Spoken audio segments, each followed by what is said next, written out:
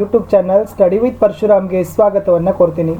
7ನೇ ವರ್ಗದ ಸಮಾಜ ವಿಜ್ಞಾನ ಭಾಗ 1ರ ಪಠ್ಯಪುಸ್ತಕದ 6ನೇ ಪಾಠ ಮೈಸೂರು ಮತ್ತು ಇತರ ಸಂಸ್ಥಾನಗಳು ಪಾಠದ ಅಭ್ಯಾಸ ಪ್ರಶ್ನೋತ್ತರಗಳನ್ನು ಈ ವಿಡಿಯೋದಲ್ಲಿ ನೋಡೋಣ. ಈ ಮೊದಲಿನ ಪಾಠಗಳ ಪ್ರಶ್ನೋತ್ತರ ನೋಡದೇ ಇದ್ದರೆ ವಿಡಿಯೋದ ಡಿಸ್ಕ್ರಿಪ್ಷನ್ ಬಾಕ್ಸ್ನಲ್ಲಿ 7ನೇ ತರಗತಿ ಸಮಾಜ ವಿಜ್ಞಾನ ಪ್ರಶ್ನೋತ್ತರ ಅಂತ ಒಂದು ಪ್ಲೇಲಿಸ್ಟ್ ಲಿಂಕ್ ಇದೆ, ಅದನ್ನು ಒತ್ತಿ ನೋಡ್ಬೋದು. ನಮ್ಮ ಯೂಟ್ಯೂಬ್ ಚಾನಲ್ನಲ್ಲಿ 7ನೇ ತರಗತಿಯವರಿಗಾಗಿ ಕನ್ನಡ, ಸೋಷಿಯಲ್ ಸೈನ್ಸ್ ಅಂದರೆ ಸಮಾಜ ವಿಜ್ಞಾನ ಮತ್ತು ವಿಜ್ಞಾನದಲ್ಲಿ ಪ್ರಶ್ನೋತ್ತರಗಳ ವಿಡಿಯೋಗಳಿದ್ದಾವೆ. ಎಲ್ಲ ಪ್ಲೇಲಿಸ್ಟನ್ನು ಈ ವಿಡಿಯೋದ ಡಿಸ್ಕ್ರಿಪ್ಷನ್ ಬಾಕ್ಸ್ನಲ್ಲಿ ನಾನು ಸಜೆಸ್ಟ್ ಮಾಡಿದ್ದೀನಿ, ಅವುಗಳನ್ನು ತಪ್ಪದೇ ನೋಡಿ. ತಾವೆಲ್ಲರೂ ಕೂಡ ಈ ವಿಡಿಯೋನ ಲೈಕ್, ಶೇರ್ ಹಾಗೂ ಸಬ್ಸ್ಕ್ರೈಬ್ ಮಾಡಲಿಕ್ಕೆ ಮರೆಯದಿರಿ. ಅಭ್ಯಾಸಗಳು: ಗುಂಪುಗಳಲ್ಲಿ ಚರ್ಚಿಸಿ ಉತ್ತರಿಸಿರಿ. ಮೊದಲ ಪ್ರಶ್ನೆ, ಮೈಸೂರು ಒಡೆಯರ ರಾಜಧಾನಿ ಯಾವುದಾಗಿತ್ತು? ಉತ್ತರ ಮೈಸೂರು. ಇದು ಮೈಸೂರು ಒಡೆಯರ ರಾಜಧಾನಿಯಾಗಿತ್ತು. ಮೈಸೂರು ರಾಜ್ಯದಲ್ಲಿ ಅಂಚೆ ವ್ಯವಸ್ಥೆಯನ್ನು ಜಾರಿಗೆ ತಂದ ಅರಸನು ಯಾರು? ಉತ್ತರ ಮೈಸೂರು ರಾಜ್ಯದಲ್ಲಿ ಅಂಚೆ ವ್ಯವಸ್ಥೆಯನ್ನು ಜಾರಿಗೆ ತಂದವನು ಚಿಕ್ಕದೇವರಾಜ ಒಡೆಯರ ಅರಸರು. ಪ್ರಶ್ನೆ 3, ಚಿಕ್ಕದೇವರಾಜ ಒಡೆಯರ ಜನಮುಖಿ ಸಾಧನೆಗಳು ಯಾವುವು? ಉತ್ತರ ಚಿಕ್ಕದೇವರಾಜ ಒಡೆಯರ ಜನಮುಖಿ ಸಾಧನೆಗಳು ಕೆಳಗಿನಂತಿವೆ. ರಾಜಧಾನಿಯಲ್ಲಿ 18 ಶಾಖೆಗಳುಳ್ಳ ಮುಖ್ಯ ಆಡಳಿತ ಕಚೇರಿಯನ್ನು ಸ್ಥಾಪಿಸಿದನು. ಇದಕ್ಕೆ ಅಠಾರ ಕಚೇರಿ ಎಂದು ಕರೆದನು. ಅಳತೆ ಮತ್ತು ತೂಕಗಳನ್ನು ಕುರಿತು ನಿಯಮಗಳನ್ನು ರೂಪಿಸಿದನು. ಆಡಳಿತದಲ್ಲಿ ಲಂಚಗುಳಿತನವನ್ನು ತಡೆಯಲು ಕ್ರಮಗಳನ್ನು ಕೈಗೊಂಡನು. ಹೈದರ್ ಅಲಿಯ ಸಾಧನೆಗಳು ಯಾವುವು? ಉತ್ತರ ಹೈದರ್ ಅಲಿಯ ಸಾಧನೆಗಳು ಕೆಳಗಿನಂತಿವೆ. ಹಂತ ಹಂತವಾಗಿ ತನ್ನ ಸೇನಾಬಲ ಮತ್ತು ಧನಬಲವನ್ನು ಹೆಚ್ಚಿಸಿದನು. ಮೈಸೂರು ರಾಜ್ಯವನ್ನು ಸಂದಿಗ್ಧ ರಾಜಕೀಯದಿಂದ ಪಾರು ಮಾಡಿದ. ಸೈನಿಕರಲ್ಲಿ ಬಂಡಾಯ ಕಾಣಿಸಿಕೊಂಡಾಗ ದಳವಾಯಿ ನಂಜರಾಜನನ್ನು ನಿವೃತ್ತಿಗೊಳಿಸಿದನು. 5ನೇ ಪ್ರಶ್ನೆ, ದರಿಯಾ ದೌಲತ್ ಎಲ್ಲಿದೆ? ಉತ್ತರ ದರಿಯಾ ದೌಲತ್ ಶ್ರೀರಂಗಪಟ್ಟಣದಲ್ಲಿದೆ. 6ನೇ ಪ್ರಶ್ನೆ, 3ನೇ ಮೈಸೂರು ಯುದ್ಧದ ಪರಿಣಾಮವೇನು? ಉತ್ತರ 3ನೇ ಮೈಸೂರು ಯುದ್ಧದ ಪರಿಣಾಮ ಟಿಪ್ಪುವಿಗೆ ಅವಮಾನವಾಯಿತು. 7ನೇ ಪ್ರಶ್ನೆ, ಟಿಪ್ಪುವಿನ ಮರಣಾನಂತರ ಮೈಸೂರಿನ ಸಿಂಹಾಸನ ಯಾರಿಗೆ ಸೇರಿತು? ಉತ್ತರ ಟಿಪ್ಪು ಸುಲ್ತಾನನ ಮರಣಾನಂತರ ಮೈಸೂರಿನ ಸಿಂಹಾಸನವು ಬ್ರಿಟಿಷರಿಗೆ ಸೇರಿತು. ಪ್ರಶ್ನೆ 8, ಟಿಪ್ಪು ಸುಲ್ತಾನನ ಸಾಧನೆಗಳು ಯಾವುವು? ಉತ್ತರ ಬೆಂಗಳೂರಿನ ಅರಮನೆ, ಶ್ರೀರಂಗಪಟ್ಟಣದ ಬೇಸಿಗೆ ಅರಮನೆಗಳನ್ನು ನಿರ್ಮಿಸಿದನು. ರೇಷ್ಮೆ ವ್ಯವಸಾಯವನ್ನು ರಾಜ್ಯದಲ್ಲಿ ವ್ಯಾಪಕವಾಗಿ ಜನಪ್ರಿಯಗೊಳಿಸಿದನು. ಕೆಲವು ಹಿಂದೂ ದೇವಾಲಯಗಳಿಗೆ ದಾನದತ್ತಿಯನ್ನು ಶೃಂಗೇರಿ ಮಠಕ್ಕೆ ದೇಣಿಗೆಯನ್ನು ನೀಡಿದನು. ರೈತರಿಗೆ ಸುಲಭ ಕಂತಿನ ಸಾಲವನ್ನು ಒದಗಿಸುವಂತೆ ಕ್ರಮ ಕೈಗೊಂಡನು. ಮುಂದಿನ ಪ್ರಶ್ನೆ 9, ಹಿರಿಯ ವೆಂಕಟಪ್ಪ ನಾಯಕನ ಸಾಧನೆಗಳು ಯಾವುವು? ಉತ್ತರ ಈತನು ಕೆಳದಿ ರಾಜ್ಯವನ್ನು ಪೂರ್ಣ ಸ್ವತಂತ್ರಗೊಳಿಸಿದನು. ವಿಜಯ ಯಾತ್ರೆ ಮಾಡಿದನು. ಉಳ್ಳಾಲದ ರಾಣಿ ಅಬ್ಬಕ್ಕಳ ನೆರವಿನಿಂದ ಮಂಗಳೂರಿನಲ್ಲಿ ಪೋರ್ಚುಗೀಸರನ್ನು ಸೋಲಿಸಿದನು.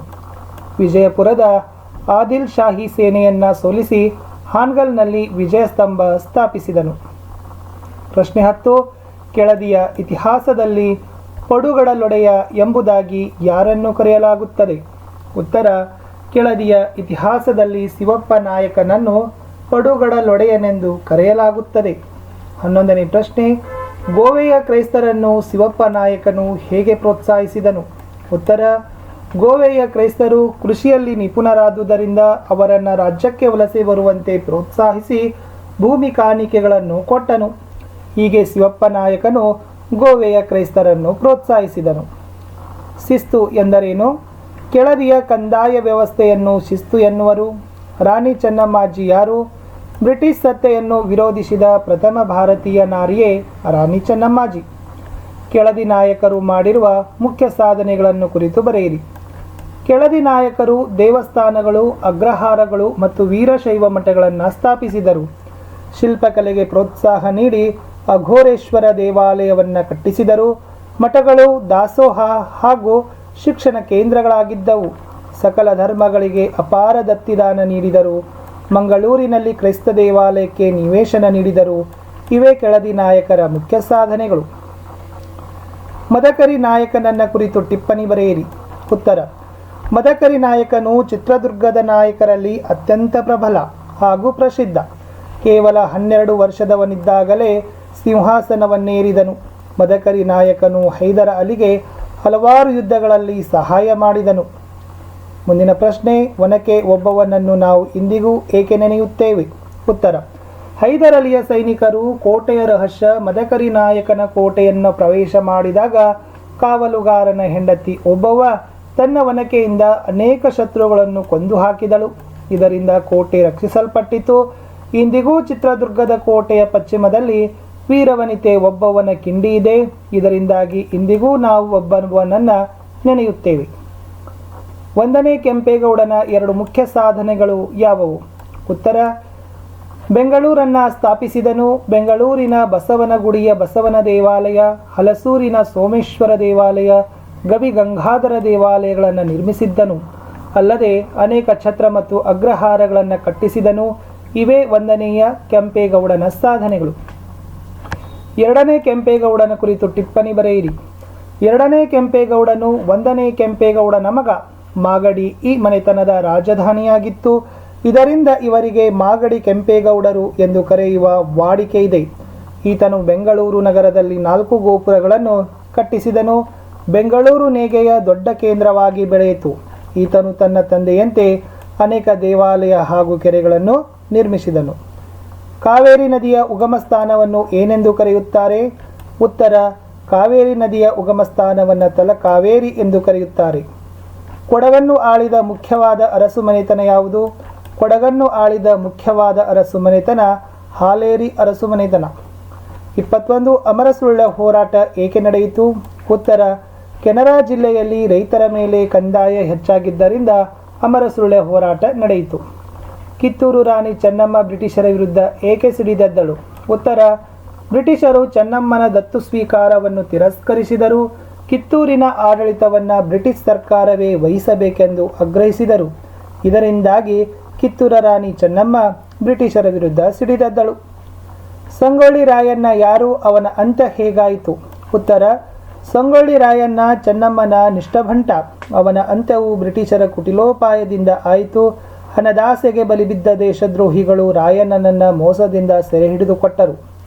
ತಮಿಳುನಾಡಿನಲ್ಲಿ ಸುದೀರ್ಘ ಕಾಲ ಆಳ್ವಿಕೆ ನಡೆಸಿದ ರಾಜಮನೆತನ ಯಾವುದು?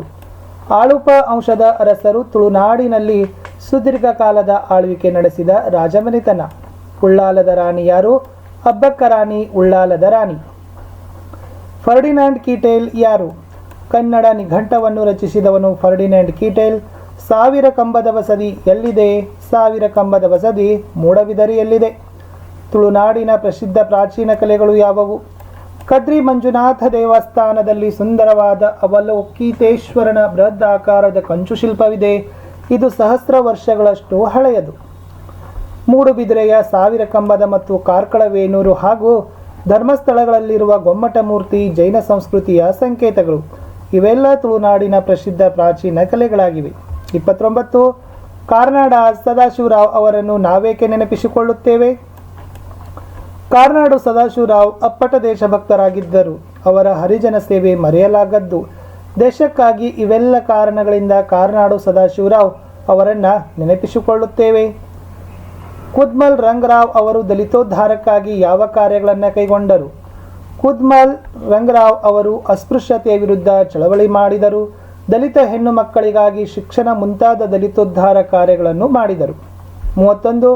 ತುಳುನಾಡಿನಲ್ಲಿ ಸ್ಥಾಪನೆಯಾದ ಭಾರತದ ಪ್ರಮುಖ ಬ್ಯಾಂಕುಗಳು ಯಾವುವು? ಕೆನರಾ, ಕಾರ್ಪೊರೇಷನ್, ಸಿಂಡಿಕೇಟ್, ಕರ್ನಾಟಕ ಮತ್ತು ವಿಜಯ ಬ್ಯಾಂಕುಗಳು ತುಳುನಾಡಿನಲ್ಲಿ ಸ್ಥಾಪನೆಯಾದ ಪ್ರಮುಖ ಬ್ಯಾಂಕುಗಳು. 32. ಬೇಡ ನಾಯಕರು ದಂಗೆ ಏಳಲು ಕಾರಣಗಳು ಯಾವುವು? ಸ್ಥಳೀಯ ಜಮೀನ್ದಾರರ ಶೋಷಣೆ ಮತ್ತು ಬ್ರಿಟಿಷರು ಜಾರಿಗೆ ತಂದಿದ್ದ ಶಸ್ತ್ರಾಸ್ತ್ರ ಕಾಯ್ದೆ, ಅರಣ್ಯ ಕಾಯ್ದೆ ಹಾಗೂ ದಬ್ಬಾಳಿಕೆಗಳಿಂದ ಬೇಸತ್ತ ಬೇಡ ನಾಯಕರು ದಂಗೆ ಏಳಲು ಕಾರಣಗಳಾದವು.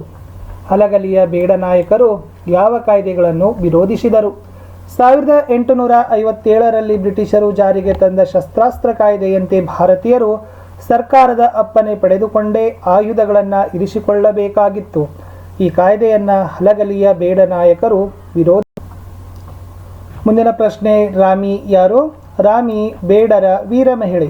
35. ಸಿಂಧೂರ ಲಕ್ಷ್ಮಣ ಯಾರು? ಉತ್ತರ, ಸಿಂಧೂರ ಲಕ್ಷ್ಮಣ ಬ್ರಿಟಿಷರ ವಿರುದ್ಧ ಹೋರಾಟ ನಡೆಸಿದ ಓರ್ವ ಮಹಾವೀರ. 1857ರಿಂದ 1858ರ ಪ್ರಥಮ ಸ್ವಾತಂತ್ರ್ಯ ಸಂಗ್ರಾಮದಲ್ಲಿ ಸುರಪುರದ ವೆಂಕಟಪ್ಪ ನಾಯಕನ ಪಾತ್ರವೇನು? ಉತ್ತರ, 1857ರಿಂದ 1858ರವರೆಗೆ ಪ್ರಥಮ ಸ್ವಾತಂತ್ರ್ಯ ಸಂಗ್ರಾಮದಲ್ಲಿ ಸುರಪುರದ ವೆಂಕಟಪ್ಪ ನಾಯಕರು ನಿಜಾಮ ಮತ್ತು ಬ್ರಿಟಿಷರ ವಿರುದ್ಧ ಹೋರಾಡಿ ಸುರಪುರ ಸಂಸ್ಥಾನವನ್ನು ಉಳಿಸುವ ಪಾತ್ರವಾಗಿತ್ತು. ಕಾಲಗಪ್ತಿ ಎಂದರೇನು? ನಿಜಾಮರು ಜಾರಿಗೆ ತಂದ 53 ನಿಯಮಗಳಿಗೆ ಕಾಲಗಪ್ತಿ ಎನ್ನುವರು. ಸ್ವಾಮಿ ರಮಾನಂದರು ಯಾರು? ಉತ್ತರ: ಹೈದರಾಬಾದ್ ಕರ್ನಾಟಕ ವಿಮೋಚನೆ ಹೋರಾಟದ ಜನಪ್ರಿಯ ನಾಯಕರೇ ಸ್ವಾಮಿ ರಮಾನಂದ ತೀರ್ಥರು. ಕರ್ನಾಟಕದ ಗಾಂಧಿ ಎಂದು ಯಾರನ್ನು ಕರೆಯುತ್ತಾರೆ? ಹರ್ಡೇಕರ್ ಮಂಜಪ್ಪರನ್ನ ಕರ್ನಾಟಕದ ಗಾಂಧಿ ಎಂದು ಕರೆಯುತ್ತಿದ್ದರು. 40 ವಂದೇ ಮಾತರಂ ಹೋರಾಟದ ಧೀರ ನಾಯಕರು ಯಾರು? ರಾಮಚಂದ್ರ ರಾವ್ ವಂದೇ ಮಾತರಂ ಹೋರಾಟದ ಧೀರ ನಾಯಕರು. 41 ಹೈದರಾಬಾದ್ ವಿಮೋಚನಾ ಹೋರಾಟದಲ್ಲಿ ಶರಣಗೌಡ ಇನಾಮದಾರ್ ಅವರ ಪಾತ್ರವೇನು? ಉತ್ತರ: ಹೈದರಾಬಾದ್ ವಿಮೋಚನಾ ಹೋರಾಟದಲ್ಲಿ ಶರಣಗೌಡ ಇನಾಮದಾರ್ ಭೂಗತ ಕಾರ್ಯಾಚರಣೆಯನ್ನು ಸಂಗ್ರಹಿಸಿದವರು. ಅವರು ಸಂಘಟಿಸಿದ ಯುವ ದಂಡಗಳು ರಜಾಕಾರರ ಮೇಲೆ ಸಿಡಿಲಿನಂತೆ ಬಂದು ಎರಗಿದವು. ಪರಿಣಾಮವಾಗಿ ಅನೇಕ ಗ್ರಾಮಗಳು ರಜಾಕಾರರ ದೌರ್ಜನ್ಯದಿಂದ ಮುಕ್ತವಾದವು.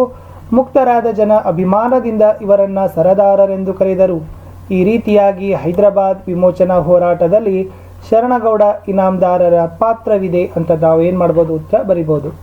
ಇಷ್ಟಿತ್ತು ಸ್ನೇಹಿತರೆ 7ನೇ ತರಗತಿಯ ಸಮಾಜ ವಿಜ್ಞಾನ ಭಾಗ 1ರ ಪಠ್ಯಪುಸ್ತಕದ 6ನೆಯ ಪಾಠ ಮೈಸೂರು ಮತ್ತು ಇತರ ಸಂಸ್ಥಾನಗಳು. ದಯವಿಟ್ಟು ತಾವೆಲ್ಲರೂ ಕೂಡ ವಿಡಿಯೋನ ಲೈಕ್, ನಿಮ್ಮ ಫ್ರೆಂಡ್ ಸರ್ಕಲ್ಗೆ ಶೇರ್ ಹಾಗೂ ಸಬ್ಸ್ಕ್ರೈಬ್ ಮಾಡಲಿಕ್ಕೆ ಮರೆಯದಿರಿ. ಸಿಗ್ತೀನಿ ಮತ್ತಷ್ಟು ಹೊಸ ವಿಡಿಯೋದೊಂದಿಗೆ. ಅಲ್ಲಿಯವರೆಗೂ ಬಾಯ್.